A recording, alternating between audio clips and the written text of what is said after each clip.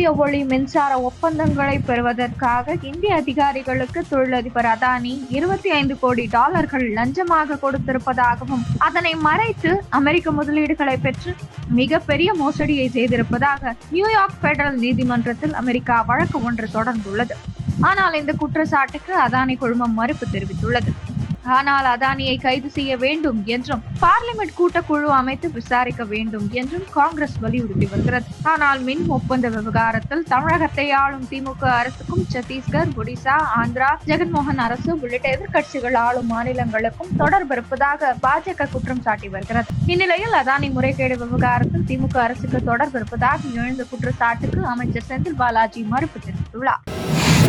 திமுக ஆட்சியில் கொலை என்பது சர்வசாதாரணம் என்ற அவல நிலை வரும் அளவிற்கு நிர்வாக திறனற்ற திமுக அரசு சட்டம் ஒழுங்கை காக்க தவறியது என எதிர்க்கட்சித் தலைவர் பழனிசாமி குற்றம் சாட்டினார். இது தொடர்பாக சென்னையில் திமுக அமைப்பு செயலாளர் RS பாரதி நிருபர்களுக்கு அளித்த பேட்டியில், தஞ்சாவூரில் ஆசிரியை கொலை, ஓசூரில் வழக்கறிஞர் மீது தாக்குதல் தனிப்பட்ட விரோதத்தால் நடந்தவை. தனிப்பட்ட கொலைகள் நடப்பதற்கும் சட்டம் ஒழுங்கிற்கும் எந்த சம்பந்தமும் இல்லை என்பதை EPS புரிந்து கொள்ள வேண்டும் என்றார். மேலும் பேசிய RS பாரதி, அதிமுக ஆட்சியில் 2020ஆம் ஆண்டில் 1252 கொலைகள் நடைபெற்றுள்ளன.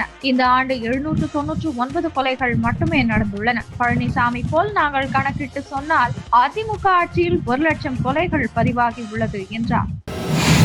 காஞ்சி மகா பெரியவர் என பக்தர்களால் அழைக்கப்படும் ஸ்ரீ சந்திரசேகரேந்திர சரஸ்வதி சுவாமிகளுக்கு மதுரையில் அழகர் கோவில் அருகே பொய்கை கரைப்பட்டியில் கோவில் கட்டப்படவிருக்கிறது. இந்த திருப்படியில் பக்தர்கள் பங்கேற்கலாம். இதற்கான பூர்வாங்க பணிகள் பொய்கை கரைப்பட்டியில் தொடங்கப்பட உள்ளன. பக்தர்கள் திருப்பணிக்கு பணமாக தருவது மட்டுமின்றி கட்டிட தளவாட சாமான்கள் இதர பொருட்களாக வாங்கி கொடுக்கலாம். கோயில் அமைவிடம் கட்டுமானத்தை சேர்த்து சதுர அடிக்கு ரூபாய் 3,500 ஆகும் என கணக்கிடப்பட்டுள்ளது. அன்பர்கள் சதுரடி வீதமாகவும் உதவலாம். ரூபாய் 1,00,000 மற்றும் அதற்கு மேல் நன்கொடை தருவோரின் பெயர்கள் கல்வெட்டில் பொறிக்கப்படும். நன்கொடைகளுக்கு 80G வருமான வரி விலக்கும் உண்டு. விவரங்களுக்கு 9442263085 என்ற எண்ணில் தொடர்பு கொள்ளலாம் என அறிவிக்கப்பட்டுள்ளது. தமிழ்நாடு பெயரின் உச்சரிப்பு மாறாமல் அப்படியே அமையும் வண்ணம் ஆங்கில வடிவத்தில் TAMILNADU, அதாவது தமிழ்நாடு என்பதை ஆங்கில எழுத்தில் THAMIZHNAADU தமிழ்நாடு என அரசு ஆவணங்களில் இடம்பெற நடவடிக்கை எடுக்க தாக்கலான வழக்கில் மத்திய மாநில அரசுகள் பரிசீலிக்க உயர்நீதிமன்ற மதுரை கிளை உத்தரவிட்டது. இணைய வழி குற்றங்களில் ஈடுபட்ட 17,000 வாட்ஸ்அப் கணக்குகளை மத்திய அரசு முடக்கி உத்தரவிட்டுள்ளது. இந்த கணக்குகள் பல்வேறு நாடுகளில் இருந்து செயல்பட்டு இந்தியாவில் சைபர் குற்றங்களில் ஈடுபட்டுள்ளது தெரிய வந்துள்ளது. டிஜிட்டல் மோசடிகளை தடுக்கும் வகையில் உள்துறை அமைச்சகம் தீர்க்கமான நடவடிக்கை எடுத்துள்ளது. அதானியை கைது செய்ய வேண்டும். அவரது முறைகேடு புகார் தொடர்பாக விசாரணை நடத்த உடனடியாக பார்லிமெண்ட் கூட்டக்குழுவை அமைக்க வேண்டும் என நாடாளுமன்ற எதிர்க்கட்சித் தலைவர் ராகுல் வலியுறுத்தியுள்ளார். பனிமூட்டம் அல்லது தொழில்நுட்ப கோளாறுகளால் விமானங்கள் ரத்து செய்யப்பட்டால் பயணிகளை விமானத்தில் இருந்து இறக்கிவிட வேண்டும் என்றும், மீண்டும் பயணிகள் விமானத்தில் ஏறும்போது அவர்களை பரிசோதிக்க வேண்டிய அவசியம் இல்லை என்றும் விமான போக்குவரத்து துறை அறிவித்துள்ளது. மகாராஷ்டிரா சட்டசபை தேர்தலில் 30 ஆண்டுகளில் இல்லாத வகையில் 65.1% ஓட்டுப்பதிவு ஆகியுள்ளது.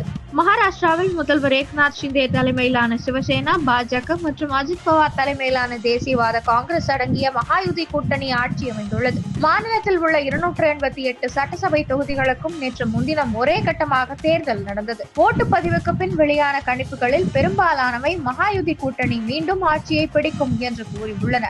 அதே நேரத்தில் மகாவிகாஸ் கூட்டணி அதிக இடங்களில் வென்று கடும் போட்டியை அளிக்கலாம் என்றும் கூறப்பட்டுள்ளது. 1995ஆம் ஆண்டு சட்டசபை தேர்தலுக்கு பிறகு நேற்று அதிக ஓட்டுகள் பதிவாகியுள்ளன. 30 ஆண்டுகளில் இல்லாத வகையில் 65.1% ஓட்டு பதிவாகியது.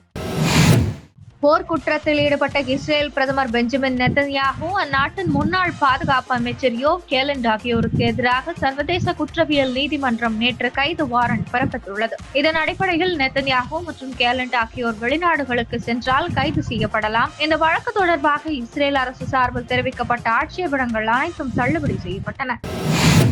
முகமது யூனுஸின் அரசு பொறுப்பேற்று 100 நாட்களுக்கும் மேலான நிலையில் வங்கதேசத்தில் இந்துக்கள், பௌத்தம், கிறிஸ்துவம் உள்ளிட்ட சிறுபான்மையினருக்கு பாதுகாப்பில்லாத சூழல் நிலவுவதாக பெர்லினை தலைமையிடமாக கொண்ட DIP, அதாவது டிரான்ஸ்பரன்சி இன்டர்நேஷனல் பங்களாதேஷ் என்ற அமைப்பு நடத்திய ஆய்வில் தெரியவந்துள்ளது. கடந்த ஆகஸ்ட் 5ஆம் தேதி முதல் 20ஆம் தேதி வரையில் மட்டும் 2010 மத மோதல்கள் நடந்துள்ளதாகவும் அதில் 9 சிறுபான்மையின மக்கள் உயிரிழந்துள்ளதாகவும் தெரிவிக்கப்பட்டுள்ளது. மேலும் வங்கதேசத்தில் மதத்தை அடிப்படையாக கொண்டு அரசியல் செய்வது அதிகரித்துள்ளதாகவும் கடந்த அக்டோபரில் இந்துக்களின் பண்டிகையான துர்கா பூஜையின் போது பாதுகாப்பு அச்சுறுத்தல்கள் நிகழ்ந்ததாகவும் குறிப்பிடப்பட்டுள்ளது.